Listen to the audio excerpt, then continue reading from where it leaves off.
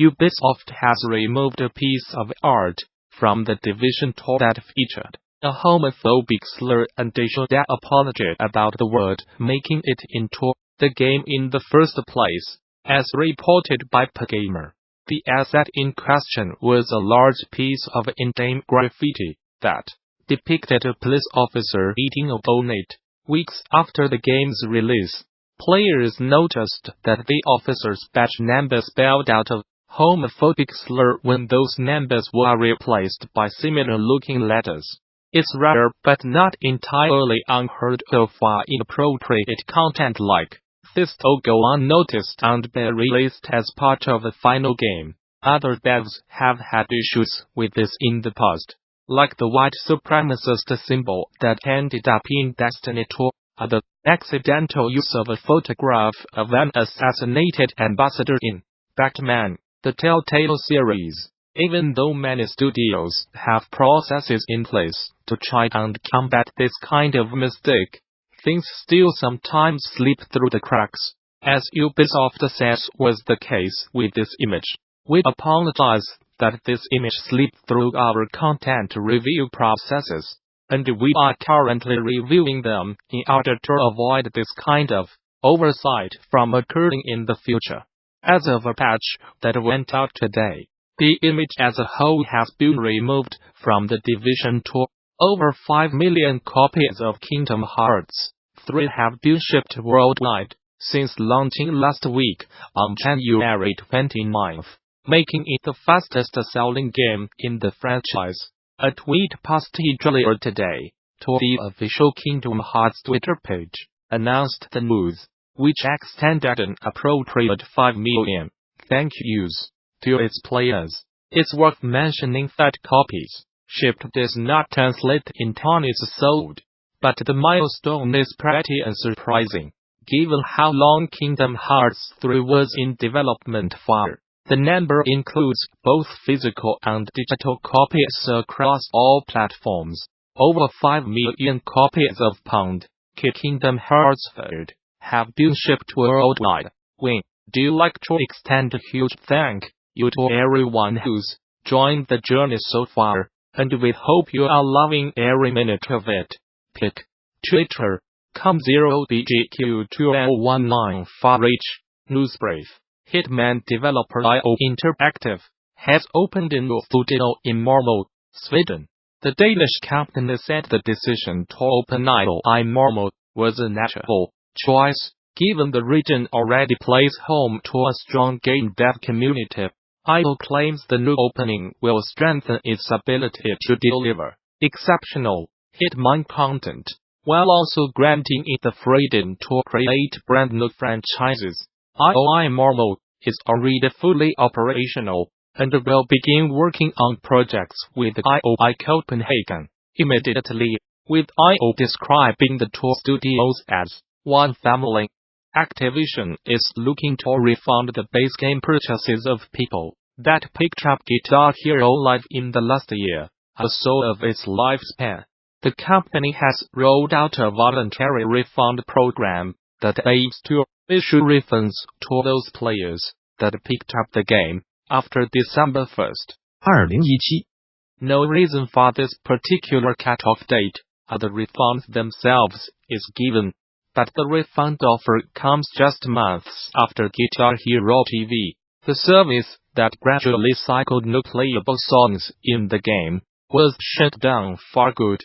That feature was officially sunset on December 1st, 2018, after roughly 3 years of running.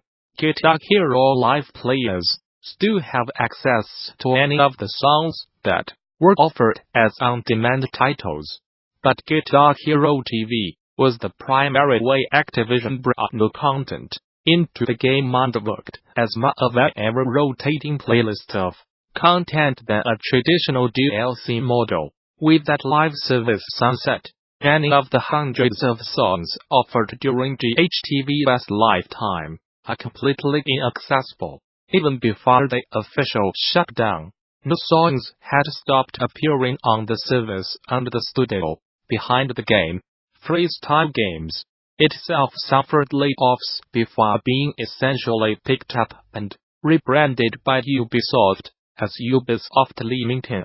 Star Control designers Paul Reichard and Robert Frederick Ford have defended their decision to issue a DMCA takedown against Star Control Origins, which resulted in the title being pulled from sale earlier this week. Origins developer Stardock has been engaged in a lengthy legal battle with Riot and fought over the trademarks and copyrights to the Star Control franchise, and criticized the duo for choosing to bypass the legal system by issuing weak DMCA takedown notices to Steam and GOG.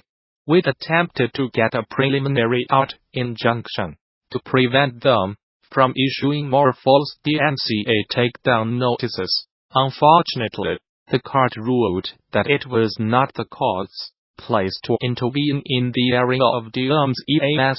Thus, here we are, wrote Stardock on the Steam forums. To my knowledge, never in the history of our industry has anyone attempted to use the DMCA system to take down a shipping game before. For those not familiar with copyright law, you cannot copyright ideas, individual or short phrases, concepts, mechanics, or game designs. With Stardock having said its piece, Riot and Ford have now shared their version of events and reiterated their view that Star Control Origins is substantially similar to their work on Star Control 2nd.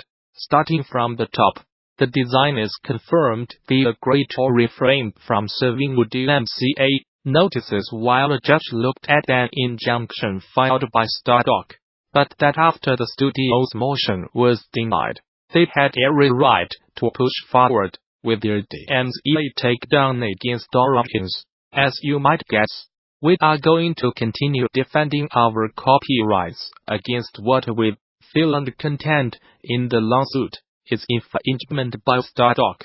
So we served new DMCA notices late last week, commented Riot and Ford.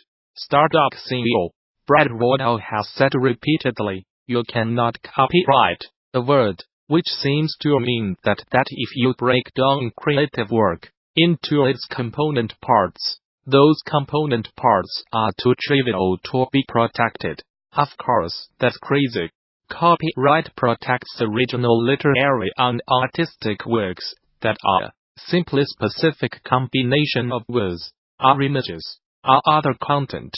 The pair also emphasized the importance of understanding what Stardock actually purchased when it acquired the Star Control franchise in a chase bankruptcy action. Indeed, TCLAIMSTARDOCKONLY actually bought the registration to the trademark Star Control and the copyright to the original parts of Star Control 3. The bankruptcy paperwork was very specific that anything not listed was excluded, not Star Control, Star Control 2nd. The unreleased Star Control file packaging art none of that was included in the action. They added, getting to the nitty-gritty. The duo also claims Stardock received a copy of their 1998 contract with Star Control 3 developer Accolade, so it could understand the exact terms under which material had been licensed. That contract apparently did not grant any additional property to Stardock, but the studio now claims it holds all of Accolade's rights, and has also applied for tons of trademarks on the names of Aliens Reich and Ford invented in Star Control and Star Control 2nd. What's more, Riot and Ford also assert that Star Control Origins has copied certain gameplay and design elements from Star Control 2nd, thus directly infringing upon their original work. Besides the evidence of infringement identified in our most recent filings with the court, let's compare the expression in a very limited part of the gameplay interstellar travel. One would presume that Stardock would either make entirely new gameplay for Origins, or base it upon the original parts of SC3, they ought, referencing the comparison table pictured below. It's clear to us that Stardock chose to make origins substantially similar to Star Control Light instead of using the original material they purchased in Star Control 3. We do not claim to have a copyright on all interstellar travel, but we do have a copyright on a specific viewing expressed interstellar travel in Star Control 2.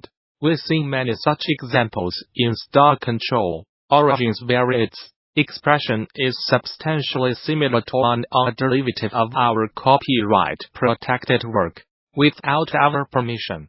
Newsbrief. Brace yourself games. The studio behind the rhythmic dungeon crawler Crypt of the Necrodancer is taking a crack at making its own Legend of Zelda game with Nintendo's blessing. It's a surprising move given that Nintendo is known for being somewhat protective of its flagship franchises, like The Legend of Zelda, and one that sees Brace Yourself Games bringing a unique fusion of its own game on Nintendo's classic series to the Switch later this year.